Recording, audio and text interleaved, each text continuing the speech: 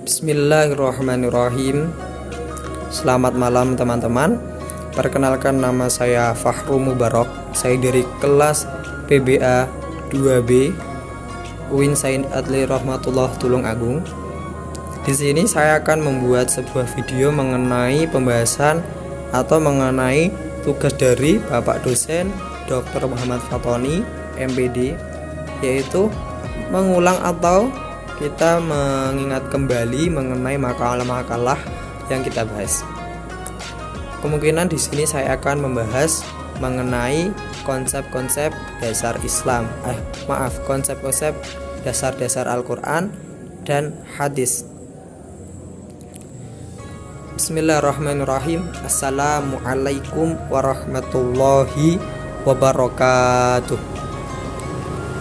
Alhamdulillahi rabbil alamin, wassalatu wassalamu ala asrafil anbiya'i wal mursalin wa ala alihi wa sahbihi ajma'in, amma ba'd. Kama qala Allahu ta'ala fi kitabihil karim, nuqiltu min ayatihi. Bismillahirrahmanirrahim. Iqra bismi rabbikal ladzi khalaq, khalaqal insana min 'alaq.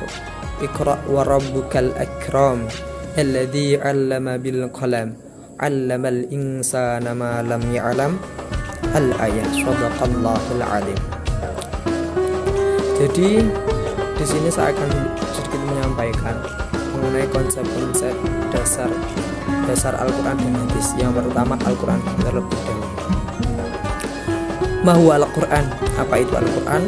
Yaitu kitab Allah atau firman Allah atau wahyu Allah yang ditunjukkan kepada Nabi Muhammadin sallallahu alaihi wasallam kepada manusia untuk petunjuk manusia fisabilillah awi fisabili hayatihi. Itu secara umum pasti kita tidak akan lupa mengenai apa itu Al-Quran. Secara umum saja pasti kita sebagai umat Islam tahu bahwasanya Al-Quran adalah kitab kita, pedoman kita, sumber pertama kita, bagaimana cara kita mencari kehidupan, tujuan kita sebagai umat Islam. Yang kedua, mari kita bahas secara etimologi atau secara bahasa terlebih dahulu, nanti kita akan bahas istilah. Tadi hanya sebatas kutipan sedikit. Yang pertama secara bahasa, yaitu dari qira'a yaqra'u qira'atan, ya artinya bacaan. Kenapa bisa berubah menjadi Quranan?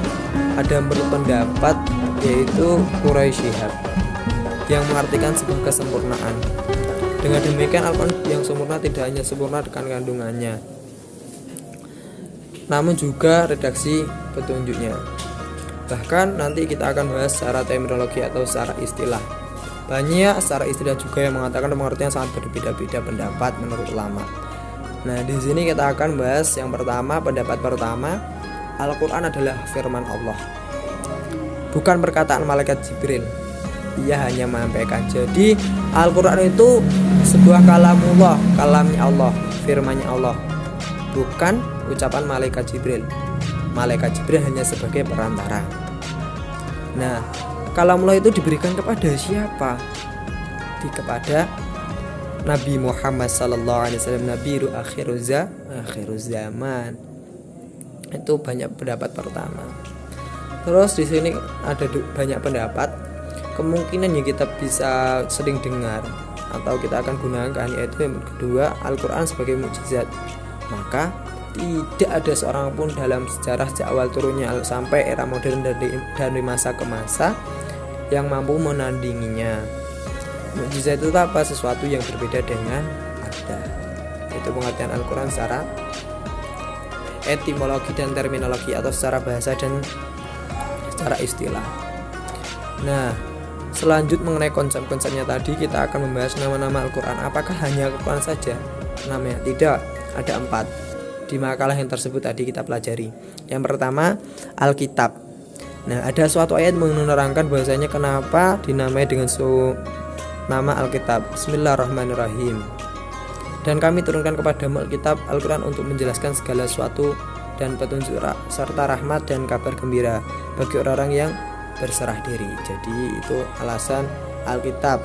artinya buku. Yang kedua Al-Furqan, tercantum dalam surat Al-Furqan 18 kalau nggak salah, pernah hafal. Tabarakalladzi nazzala al-furqana 'ala 'abdihi liyakuna lil 'alamin nadhira. Al-ayat. Selanjutnya nama yang ketiga yaitu setelah Al-Furqan yaitu ada Al-Dzikr, yaitu mengingat. Terus yang terakhir yaitu Al-Mau'idah, yaitu Al-Mau'idah karena yang mentuju agar sebagai nasihat bagi pembacanya. Di sini masih banyak, ada fungsi Al-Qur'an, ada juga keutamaan Al-Qur'an. Fungsinya nanti kita bahas di lain waktu. Langsung saja kita bahas tentang keutamaan Al-Qur'an, hanya sedikit saja banyak. Jadi mengenai fungsinya Al-Qur'an atau keutamaan Al-Qur'an, yang pertama menjadi manusia yang terbaik, derajatnya ditinggikan oleh Allah bersama para malaikat. Nah, yang paling penting Al-Qur'an itu membawa syafi'an atau membawa syafaat kepada kita atau pertolongan kita setelah kita tiada. Kalau kita sering mengamalkan Al-Qur'an, maka kita akan mendapatkan syafaatnya. Selanjutnya bismillah. Saya akan menjelaskan konsep yang kedua, konsep hadis. Hadis itu apa yang kita dengar sebuah hadis, yaitu biasanya suatu perkataan atau yang kita sering sebut, kita sering pahami hadis itu suatu perkataan, perbuatan dan ketetapan Nabi itu secara hakikat. Begitupun kita enggak harus tahu mengenai hadis. Hadis itu merupakan sumber umat Islam yang kedua setelah Al-Qur'an, di mana kita Al-Qur'an tidak ada penjelas, mari kita jelaskan dalam hadis. Banyak pun juga hadis itu pembagiannya. Ada hadis sahih, hasan, hadis dhaif. Terus ada juga masih banyak lagi pembagiannya. Di sini pasti kalian tahu mengenai apa saja yang di dalam hadis. Yang pertama ada rawi, sanad, mukharrij, syahul ada, itu yang berada di dalam hadisnya. Terus ada matan juga, itu berada di dalamnya. Contoh dalam hadis kan Abi Hurairah radhiyallahu an ila akhiri, di situ pasti ada riwayat, perawi, matan, itu yang dimasukkan bagian dari hadis. Adapun juga nama lain atau sinonim hadis itu banyak. Yang pertama sunnah, terkadang orang mengenal sunnah itu adalah hadis, itu adalah hadis. Yang kedua khobar, dan yang ketiga athar.